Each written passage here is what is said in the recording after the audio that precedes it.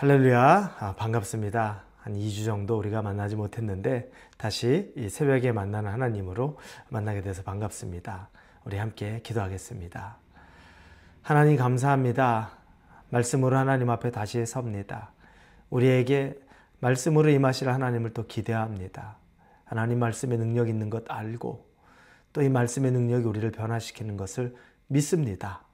믿음이 없이 살아가는 이 세대 가운데 눈에 보이지 않아도 우리와 함께 하시는 말씀의 하나님을 단단히 잡고 우리가 살아가게 하여 주시옵소서.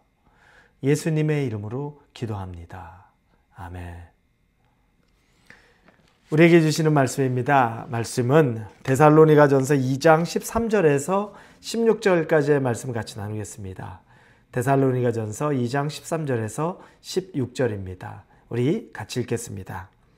이러므로 우리가 하나님께 끊임없이 감사함은 너희가 우리에게 들은 바 하나님의 말씀을 받을 때 사람의 말로 받지 아니하고 하나님의 말씀으로 받음이니 진실로 그러하도다. 이 말씀이 또한 너희 믿는 자 가운데에서 역사하느니라. 형제들아, 너희가 그리스도 예수 안에서 유대에 있는 하나님의 교회들을 본받은 자 되었으니 그들이 유대인들에게 고난을 받음과 같이 너희도 너희 동족에게서 동일한 고난을 받았느니라. 유대인은 주 예수와 선지자들을 죽이고 우리를 쫓아내고 하나님을 기쁘시게 하지 아니하고 모든 사람에게 대적이 되어 우리가 이방인에게 말하여 구원받게 함을 그들이 금하여 자기 죄를 항상 체험해 노하심이 끝까지 그들에게 임하였느니라. 아멘. 하나님은 형상이 없지만 우리가 형상으로 볼 수 없다는 의미죠. 그러나 하나님은 살아계십니다. 살아계시다는 하나의 증거 중에 하나가 말씀으로 임하신다는 겁니다. 그래서 요한복음에 보면 분명하게 하나님이 말씀으로 임하신 분이 하나님임을 또 우리에게 알려주고 계십니다. 하나님의 능력이기 때문에 말씀으로 임해도 우리에게 능력이 임합니다. 그 증거들은 여러분이 아마 몇 가지 가지고 있을 겁니다. 참 마음이 다운되고 우울해졌을 때 말씀을 읽으면서 갑자기 힘이 생기는 것을 봅니다. 그리고 어느 때는 불가능하다는 걸 생각할 때 그러나 말씀 속에서 능치 못할 것이 없느니라 라는 하나님의 말씀을 붙잡으면서 다시 우리가 일어서는 경험도 있었고, 그리고 나는 방치된 것 같고 누구도 나를 사랑하지 않는 것 같을 때 너는 내 아들이라 라는 말씀을 들을 때 갑자기 눈물이 쏟아지면서 하나님이 내 아버지가 되심이 믿어지는 그때도 우리는 경험을 한 적이 있습니다. 이런 경험들을 보면 하나님은 말씀으로 우리와 함께 하시고 생명이 되신다는 것을 우리가 잘 압니다. 그런데 이 하나님을 말씀으로 이 세대 가운데 믿지 않아서 그래서 능력이 우리에게 없는 겁니다. 형상으로만 하나님을 찾으려고 하니까 하나님이 역사해 주는 걸 찾는데 눈에 보이는 것만 찾으려고 하니까 오히려 우리 가장 가까운 곳에서 우리에게 속삭이신 하나님을 만나지 못하는 경우가 너무 많아서 실망하죠. 눈으로 보이지 않으니까 하나님이 안 계신 것 같고 나 혼자 있는 것 같고 나 혼자만 애써야만 되는 것 같고 실망하는 일들이 많이 생깁니다. 우리의 눈을 말씀으로 돌려야 합니다. 말씀이 우리를 세우고 또 우리를 복되게 한다는 것을 여러분 꼭 믿으실 수 있기 바랍니다. 데살로니가 교회는 바울이 몇 주 말씀 전하지 않았습니다. 그 교회에 개척한 지 얼마 안 됐습니다. 3주 된 그 교회 가운데 그러나 바울이 칭찬을 하고 그 교회가 얼마나 처음에 연약한 수준이었지만 지금은 그들이 말씀을 대하는 태도를 보면서 바울이 기뻐하는지를 봅니다. 그게 13절입니다. 같이 보시겠습니다. 이러므로 우리가 하나님께 끊임없이 감사함은 너희가 우리에게 들은 바 하나님의 말씀을 받을 때 사람의 말로 받지 아니하고 하나님의 말씀으로 받음이니 진실로 그러하도다. 이 말씀이 또한 너희 믿는 자 가운데서 역사하느니라.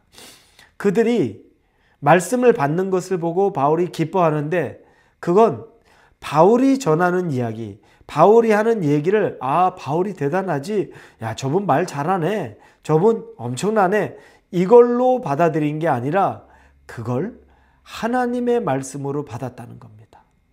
바울이 내 말을 하나님의 말씀으로 받으니 내가 하나님 같구나 라고 생각한 게 아니라 자기의 부족함도 아는 바울이 혼신으로 자기가 하나님이 주시는 말씀, 그 깨달은 바, 그 하나님이 운행해 가시는 바를 그들에게 전했는데 그들이 그 말씀을 들을 때 바울이 전하는 것이 아닌 하나님을 볼 수 있었다는 거죠. 그게 하나님의 의도였는데 그 의도가 정확하게 그들에게 전달되었다는 걸 바울이 느끼는 순간에 얼마나 큰 기쁨을 누리는지 말로 표현을 못하는 겁니다. 그래서 그가 기뻐하는 겁니다. 야, 나한테 감동받았네. 이게 기쁜 게 아니라 하나님의 말씀으로 그들이 받았구나. 하나님의 말씀을 들었구나. 하나님 만났구나. 너희들은 이제 소망이 있다.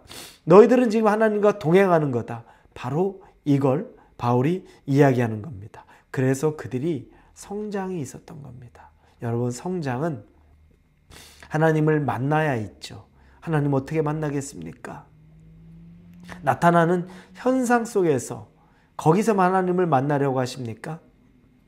오히려 우리에게 가장 많이 하나님이 끊임없이 전달해주는 그 말씀을 통해 우리가 하나님을 만날 수 있어야 하고 만나야만 합니다. 하나님은 인격이십니다.